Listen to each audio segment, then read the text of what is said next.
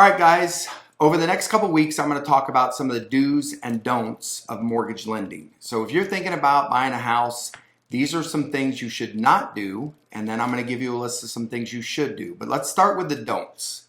So one of the big do not do's has to do with our evil friend, cash.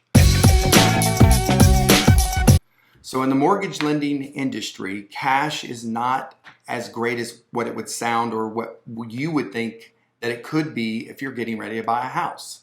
For instance, do not pay your rent with cash.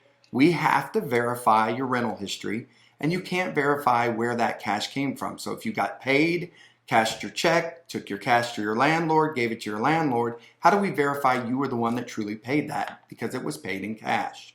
Another thing is, if you're going to use your cash for a down payment, or if you're going to use your cash for your closing cost, don't bury it in your backyard in a Folgers can and I got money buried all over this yard, Clark. think that, hey, I'm going to have this available when I go to buy a house, because we can't source or season that. What source means is we have to know where that money comes from.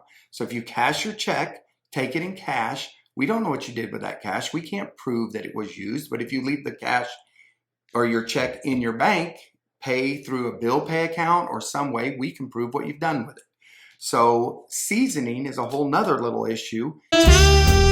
If you have cash and you need to get it into your account because you're thinking about buying a house, has to be in your account for at least 60 days, not showing the deposit of that cash, meaning you have to have two bank statements where that cash has been in your account and it doesn't show the deposit of that cash.